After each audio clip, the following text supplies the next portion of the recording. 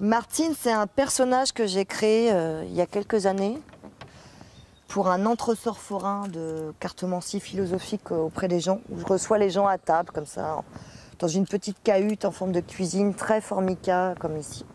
Et c'est une vieille tata rurale.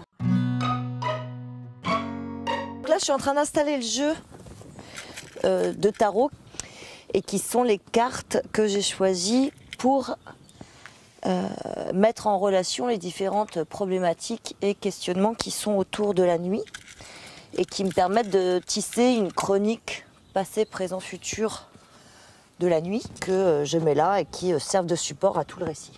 Je voulais vraiment aller sur les cartes de tarot, c'est-à-dire toute la philosophie du jeu de cartes du tarot de Marseille, qui est un jeu philosophique avant tout. Tu as la carte du présent, toujours au centre, qui est ici celle du diable. La nuit a longtemps été diabolisée, c'est la moralisation de la nuit. Le diable a des ailes de chauve-souris. Elle a longtemps représenté la nuit, et j'en arrive à la conclusion que le diable, aujourd'hui, représente l'homme qui rend esclave la nuit de ses désirs. Voilà. La nuit tend en plus à disparaître, ce qui m'amène à la question de la pollution lumineuse, et après je fais des ponts, moi, avec chaque carte. Et Martine, évidemment, lit le tarot que j'ai choisi. Donc évidemment, tout concorde. C'est ça qui est vraiment super. Je me suis dit, c'est quoi avoir des visions? C'est quoi lire l'horizon d'un jeu? Ce qui m'a ramené tout de suite aux politiques et à la notion de politique. Et je me suis dit, est-ce qu'on ne pourrait pas lire le futur d'autre chose que celui des gens?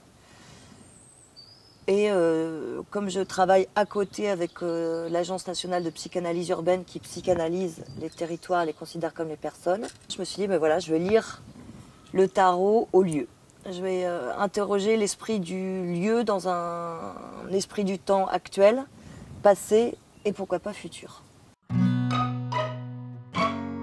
Je dirais que la nuit c'est calme parce que dans les Landes, c'est la nature qui, dans le cœur des Landes, c'est des grands déserts humains, il y a des hectares et des hectares de forêt, chacun est isolé et donc il y a un calme très important et un rapport au ciel, à la voûte, parce qu'on est en plaine aussi et que tout ça est très large.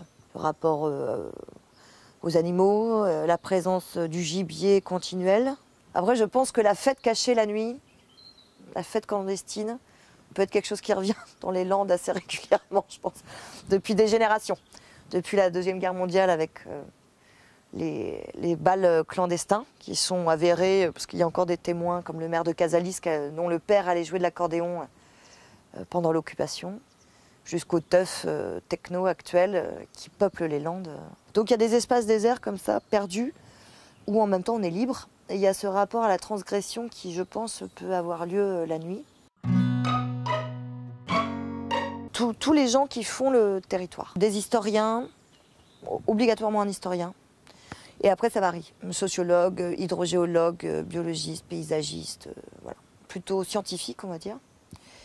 Ça va être des gens des associations culturelles, de la structure, des agriculteurs, des éleveurs, des forestiers, dépendamment de l'économie du territoire, des habitants sur des collectages que je peux faire au marché ou dans mes dérives. Je suis partie à l'affût là dans les Landes, donc écouter les animaux déguisés en troncs moussus, par exemple.